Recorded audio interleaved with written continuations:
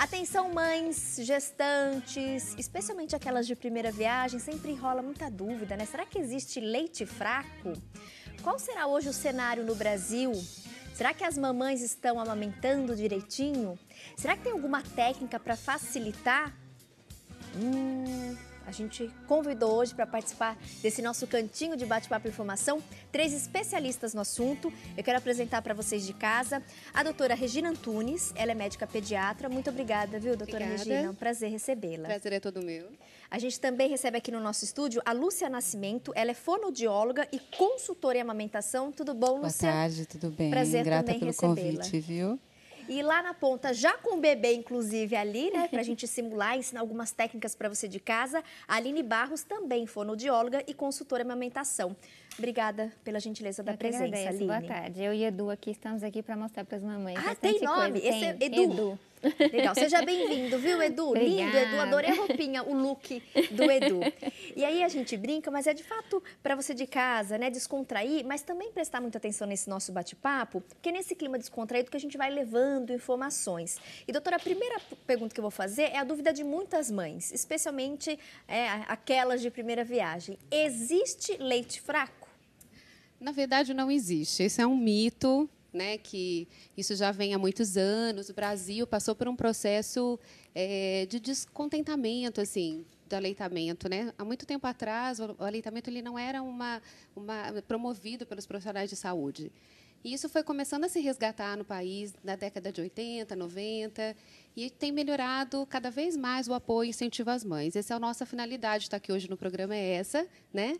É estar ajudando a esclarecer dúvidas, mas não existe leite fraco. Na verdade, a mãe tem aquela sensação que o leite é muito ralo, que o leite é fininho, não é tão gorduroso, mas, na verdade, é o leite ideal para todos os bebês e a gente tem que apoiar as mães que querem amamentar.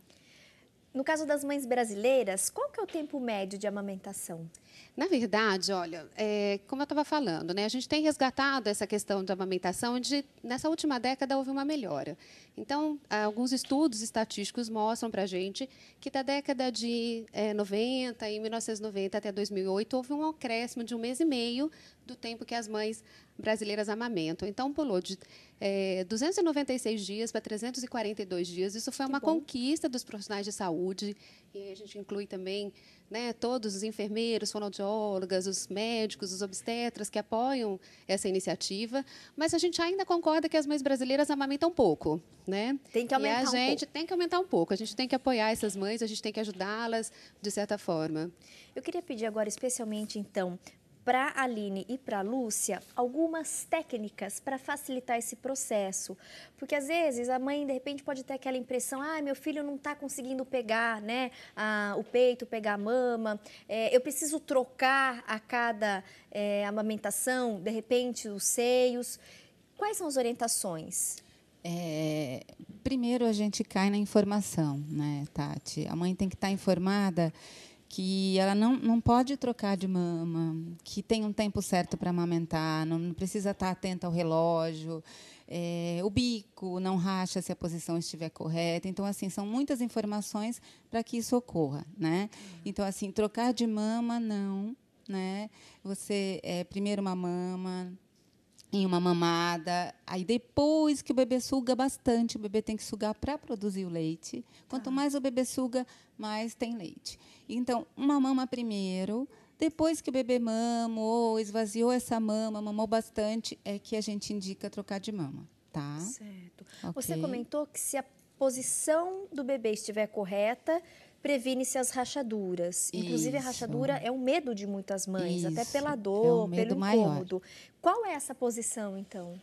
Que a Aline vai mostrar aqui para a gente. A gente tem uma mama didática aqui que a gente traz, principalmente na hora de colocar o bebê ao seio.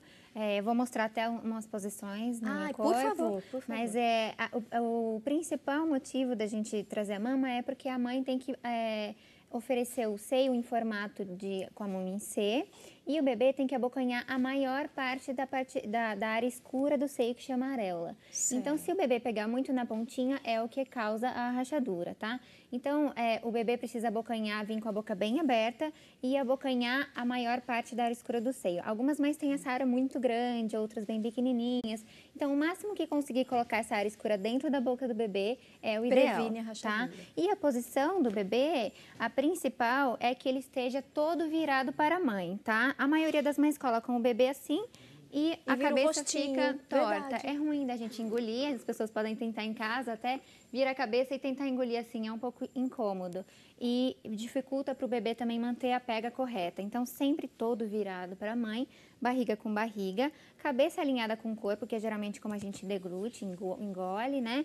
E o bebê a mãe tem que trazer perto do seu corpo, oferecer a mama e facilita assim dele pegar a areola por completo, tá? Então existem várias posições de amamentar. Essa é a principal, que é a tradicional, que geralmente a gente vê as mães amamentando. Essa é uma das posições. Existem outras posições também que a mãe pode ir variando. Existe a cavalinho, que você coloca o bebê apoiado nas pernas, segura na cabeça e oferece a mama dessa forma. Aí fica mais em pezinho, né? Isso, alguns bebês gostam, ficam mais acordadinhos, né? Outra posição é a posição invertida, a gente coloca o bebê por baixo do braço, geralmente coloca um apoio, uma almofada aqui em cima da coxa da mãe para facilitar. E aí apoia, um apoio no pé, se possível, para a mãe ficar mais confortável possível. Certo. E aí apoia a cabeça do bebê e oferece a mama dessa forma, tá? E uma outra posição que geralmente quando sai do hospital, ainda está às vezes a cesárea, né, um pouco incômodo, é a posição deitada. Então a mãe deita, né, na cama, deita o seu bebê ao lado, sempre com a cabeça um pouco mais elevada e pode amamentar na posição deitada com o bebê bem juntinho do corpo dela. Essas são algumas das posições que a mãe pode amamentar. Até o formato da mama, Tati, ela favorece a posição. Então, aquelas mães que têm a mama muito volumosa, essa posição de cavaleiro é uma posição muito confortável. Gente, né? eu nunca tinha ouvido falar disso, muito interessante. Então, se a gente for maior, eu ponho ele, põe o cavaleiro, bebê em pezinho, e aí eu divido aqui, né, as perninhas Isso, na põe minha ele perna. fica numa posição vertical. Perfeito. Os prematuros também têm posições ideais para se mamar. Mais importante, viu, Tati, a gente está informando as mães que no pré-natal, ela solicite que o seu obstetra auxilie já no início, né, para que ela chegue no momento da amamentação, ela esteja pronta para amamentar. A gente está no hospital, a gente está junto com essas mães, a gente percebe que elas estão... É uma surpresa. Chega lá, elas não têm noção ainda. Né? A falta de conhecimento mesmo, né? E, às vezes, pela falta de conhecimento, a gente acaba cometendo algumas falhas sem saber que está falhando, Então, né? por exemplo, Tati, tem bicos que são mais planos, tem bicos que são invertidos, esses bicos não contraindicam a amamentação, né? Mas existem alguns exercícios que você pode fazer no pré-natal para que, quando você chega na amamentação, você esteja mais segura. Né? É importante, você falou, então... no caso do bebê prematuro, tem uma posição especial também? Essa do cavaleiro. Essa do cavaleiro porque... é bem importante, é bem... Porque... O bebê prematuro, ele consegue, ele é muito mole, a cabeça dele, então você consegue segurar a cabecinha dele e é bem legal essa posição. Você apoia bem a coluninha, né? O bebê fica um pouco mais desperto nessa posição. Geralmente os prematuros gostam de ficar bem sonolentos durante a mamada, então é uma posição que desperta um pouco mais ele. A mãe tem mais controle da cabeça, porque ela fica segurando, apoiando a cabeça dele, e ele facilita também para fazer a pega correta. É indicado também essa posição para síndromes, né? Para alguns bebês que têm até fissura, aqueles bebês que nascem com lábio leporino. A gente indica essa posição também, porque esses bebês têm muita chance de engasgo, de voltar ao leite. É uma posição ideal, que a mãe está de frente, está olhando para o bebê. É uma posição excelente. A maioria das mães gostam dessa orientação. Perfeito. Meninas, dessa posição. Eu queria muito, para a gente finalizar esse bate-papo, vão ocorrer outros, tá bom? Para você que está gostando desse assunto, a gente dividiu sobre temas, então tem tipos de parto, hoje falando um pouquinho especialmente sobre a amamentação, mas de repente para aquela mãe que tem pouco leite, tem alguma coisa que a gente possa fazer para ajudar nessa produção, algum alimento, não sei, enfim, alguma coisa que possa aumentar? E se de repente não puder, aí o ideal é recorrer aos bancos de leite? Na verdade, Tati, toda mãe, a mama da mãe foi feita para amamentar, né? Não existe mãe que não produza leite e não existe também, dependendo até da alimentação da mãe, não existe diferença entre os leites, nem em raça, nem em peso da mãe. Isso independe de qualquer situação que a mãe se encontre. Essa questão de leite fraco, a gente comentou, é mito. Não tem leite fraco. A produção do leite, algumas coisas podem facilitar o aumento dessa produção. A gente pede para que as mães bebam muito líquido, né? A gente fala 1 copo de água por hora, né? Que a mãe é como se fosse um filtro de barro. Quando o filtro está cheio e você abre aquela torneirinha, né? Sai muito leite. Quando o filtro já está começando a baixar e você abre a torneira, sai pouco leite. Então, a hidratação é uma das coisas principais. Agora, quanto mais o bebê sugar, mais a mãe vai produzir leite. O que tem acontecido, que a gente percebe, é que, às vezes, a criança tem aleitamento misto, né? Ela mama no peito, mas ela toma a mamadeira também. Então, ela já se sente muito saciada com a mamadeira, suga menos o leite, isso pode comprometer a produção do leite. Uma outra questão que a gente está querendo abordar também com vocês, Tati, é a questão das cirurgias plásticas, né? Surgem muitas dúvidas com essas mães, né? Eu fiz redução de mama, eu coloquei prótese, isso pode dificultar? Então, assim, não é uma contraindicação formal, mas pode haver alguma dificuldade. Então, interfere. Então, naquelas mães que tiraram mais que 300 gramas de mama, pode acontecer de ter uma interferência, mas não contraindicaria a amamentação, né?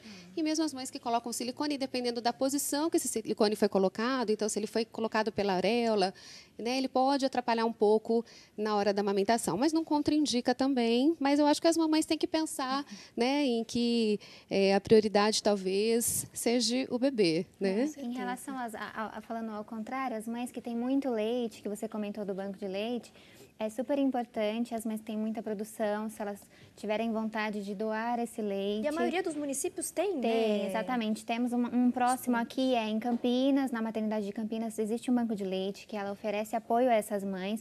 Mesmo as mães que têm dificuldade, eles fornecem esse tipo de atendimento. E as mães que querem doar o seu leite, eles têm um serviço de buscar esse leite em casa. A mãe faz um pré-cadastro lá no banco de leite e eles, com esse cadastro, vêm buscar em casa, orientam a mãe como que ela deve retirar o leite, como ela deve estocar esse leite congelado e facilita muito para as mães que não conseguem doar o seu leite, os bebês prematuros, principalmente, precisam de leite materno.